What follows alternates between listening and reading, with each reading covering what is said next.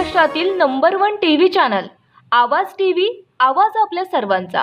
धुळ्यात प्रशासनाचा भोंगळ कारभार चव्हाट्यावर, रस्ता खचून एसटी बस खड्ड्यात, सुदैवानं मोठी जीवितहानी टळली। धुळे शहरातील नवरंग पाण्याच्या टाकीसमोर आज एक अत्यंत धक्कादायक आणि प्रशासनाच्या निष्काळजीपणाची पोलखोल करणारी घटना घडली। भर रस्त्यात अचानक रस्ता खचल्यानं या मार्गावरून जाणारी एक एसटी बस लाल परी थेट खड्ड्यात अडकली।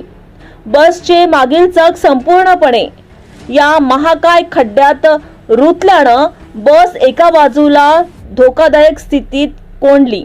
सुदैवानं या भीषण घटनेत कोणतीही जीवितहानी झाली नाही आणि बसमधील प्रवासी सुरक्षित आहे। मात्र या अनपेक्षित प्रकरणामुळे परिसरात एकच गोंधळ उडाला आणि काही काळ वाहतूक व्यवस्था पूर्णपणे विस्कळीत करण्यात आली होती।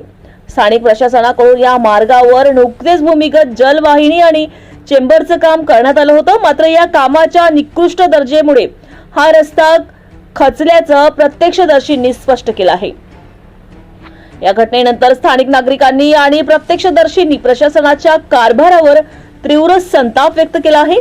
संबंधित यंत्रणेनं केलेल्या या 14 फुटी चेंबरच्या कामात मोठा हलगर्जीपणा झाल्याचा आरोप नागरिकांनी केला असून डांबरीकरणाखालील भराव योग्यरित्या न केल्यामुळेच एसटी बसच्या वजनानं रस्ता खचून हा जीवघेणा खड्डा पडलेला आहे।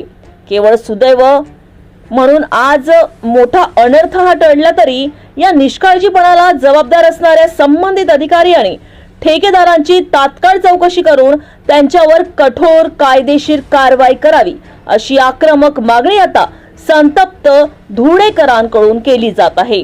दर्जेदार पायाभूत सुविधांच्या अभावामुळे सर्वसामान्य नागरिकांच्या आणि प्रवाशांच्या जीवाशी खेळण्याचा हा प्रकार अत्यंत गंभीर मानला जात आहे। नवरंग पाण्याच्या टाकीच्या समोर ही बस आढळली खड्ड्यामध्ये। हा म्हणजे रात्री आम्ही 12 वाजेपर्यंत इथे उभे होतो, बसलेले होतो। या चौकातीत मी बसतो तेव्हापर्यंत काहीच नाही होता आणि सकाळ अशी घटना घडली इथे। ही ड्रेनेज लाईन जी टाकली होती त्याचा मोठा चेंबर खोदला होता इथे 14 फुटाचा, तो पोकळ होऊन त्याच्यामुळे ही बस धसली इथे। म्हणजे आता उन्हाच्या टेम्परेचर जास्त, हे डांबर रोडाचा पिघलत होता, त्याच्यानी हे घटना घडलेली आहे। आणि MGBनी जे काम केलेलं आहे एकदम दुष्ट काम केलेलं आहे। MGBनी सर्व ठिकाणे असे मोठे मोठे खड्डे करून आणि त्याला असंच भरून ते निघून गेलेले। आता ही घटना जी घडली हे फक्त MGB वाल्यांच्यामुळे होती आहे। दुकान लावतो, 2,000-3,000 रुपयाचं नुकसान झालेलं आहे। कांदे बटाटे वगैरे भाजीपाल्याचं रोडामुळं झालेलं आहे, तर आता त्याची भरपाई कोण देणार?